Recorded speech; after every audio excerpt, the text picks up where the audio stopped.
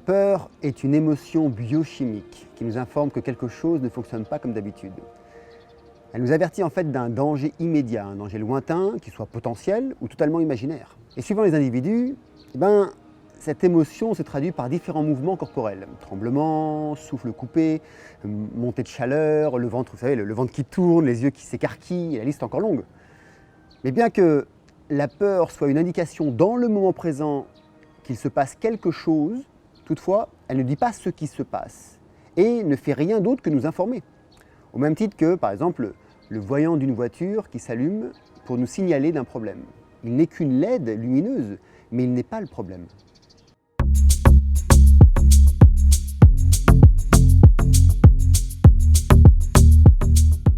Une croyance est une projection dans un futur d'un présent qui n'existe pas. Ce présent pourrait donc devenir réel ou non. Ces croyances, qui résultent de l'émotion de la peur, les font confondre avec l'émotion elle-même. Pourtant, les deux sont bel et bien séparés. Imaginez vous retrouver nez à nez avec une lionne.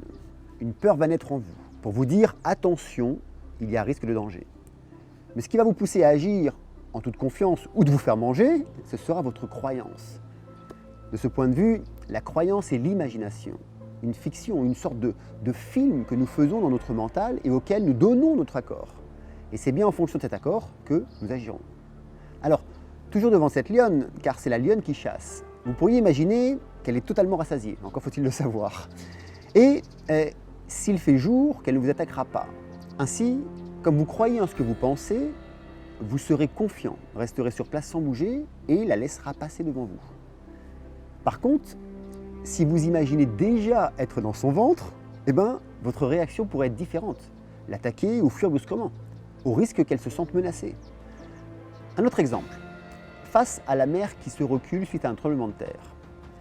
La peur ici vous indiquera que quelque chose ne va pas. De même qu'avec la lionne, si vous vous voyez déjà englouti, il y a de fortes chances que vous vous affoliez et fassiez n'importe quoi, vous mettant en danger ainsi que ceux qui vous entourent, par des prises de panique par exemple, ou juste vous figez là à attendre votre heure. Par contre, si vous croyez que vous pouvez vous en sortir, ce qui présuppose que vous l'avez tout juste imaginé, vous allez regarder la direction à prendre en courant consciemment, rapidement et sans affolement, ou vous réfugier en hauteur par exemple. Dans cet ordre d'idées, toutes nos actions sans exception sont subordonnées à nos fictions personnelles, donc nos croyances, qu'elles-mêmes en fait ne sont que des créations mentales, donc des imaginations qui nous sont propres. Il en va de même pour tout ce que nous croyons, notre vision du sens de la vie, de la sexualité, de la famille, de la retraite pour les prochaines années, de l'argent, des religions, des sociétés, le choix d'un président qui va nous sauver. Tous ne sont que des croyances et chacun a son mot à dire, bien souvent différent de son voisin. Les croyances liées aux peurs sont génératrices de perturbations ou d'affaiblissement, tandis que celles liées à l'amour, au potentiel, au cœur, sont porteuses de puissance et assainissantes.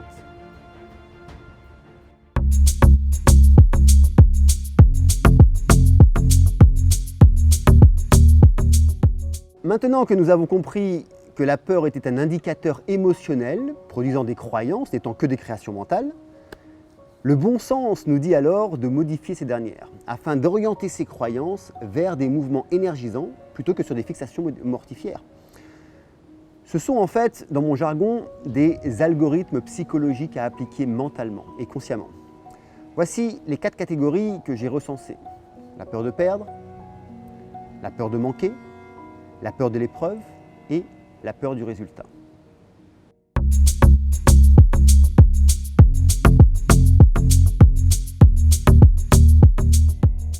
Perdre quelque chose, un objet, une possession, une relation, votre temps, votre vie, votre identité ou toute autre chose.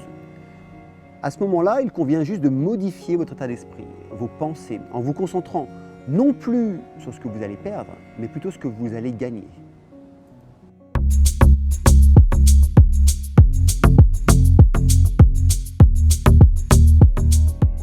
La peur de manquer comprend la peur de manquer d'argent, de ressources, de temps, de compétences, de confiance ou toute autre chose. Il convient juste ici de modifier votre état d'esprit, vos pensées, en observant non plus ce qu'il vous manque ou ce qu'il va vous manquer, mais plutôt ce dont vous disposez déjà là, maintenant.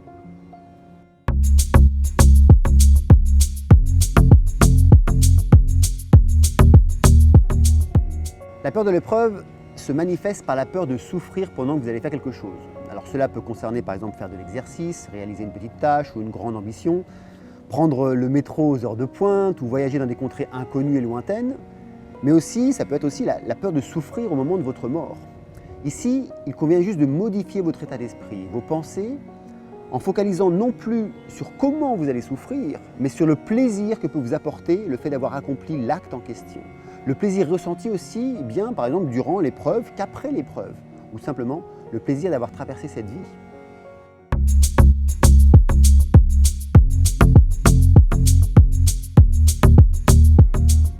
Pour comprendre la peur du résultat, par exemple, ça peut être la peur de ne pas réussir un examen, une intervention pour parler en public, ne pas être à la hauteur pour la finalité d'un projet, ou pour certains, de devenir trop riche. Si, ça arrive, ça existe.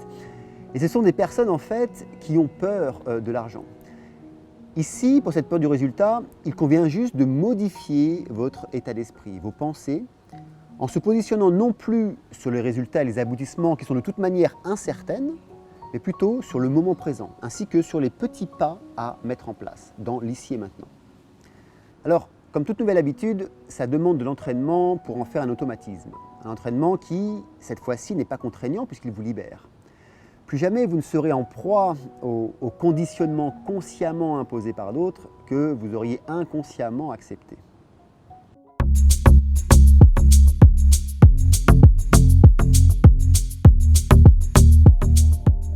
Vous êtes d'accord avec moi que pour la plupart d'entre nous, notre vie n'est pas exposée à des conditions extrêmes de chaque instant. La plupart de nos peurs sont uniquement liées à ces petites choses du quotidien. Et dans 98% des cas, ces croyances liées à nos peurs ne se réalisent jamais. En prenant conscience de ça, votre vie devient déjà beaucoup plus légère. 98% des croyances liées à nos peurs ne sont que des imaginations dignes d'un super film de science-fiction, rien d'autre. En bref, notre société actuelle s'est construite autour de l'émotion de la peur. Il suffit de regarder ce que les informations diffusent à longueur de journée et de soirée pour comprendre que la stratégie de contrôle des masses n'est axée ni sur le bien-être des citoyens, ni sur la créativité du peuple, non plus sur l'enthousiasme et encore moins sur le positivisme, mais bel et bien et tout bonnement sur cette fameuse peur qui générera en chacun des personnes qui les regarderaient des visions internes auxquelles elles vont croire. Des perceptions du genre humain sur tout ce qui laisserait supposer que le monde est dangereux, que ça va mal, c'est la crise, c'est la fin du monde ou ce que vous voulez.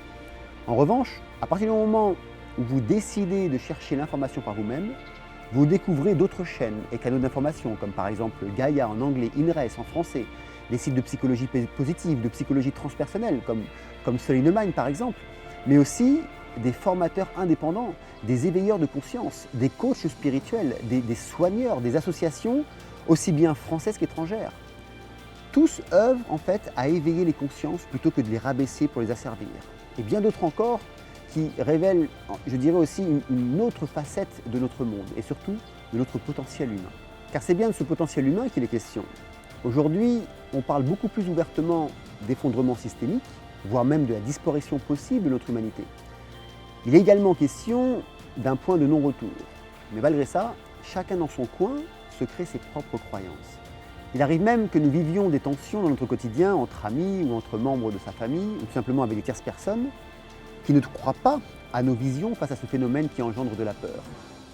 Cependant, ce qui nous intéresse ici, ce ne sont pas les émotions de peur suscitées par un choc climatique ou par une crise financière majeure entraînant cet effondrement systémique, mais les croyances qui y sont liées.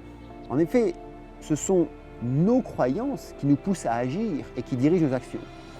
J'ai pu relever 7 catégories de personnes composantes de notre monde aujourd'hui, 7 croyances différentes, 7 nouvelles religions qui pointent le nez.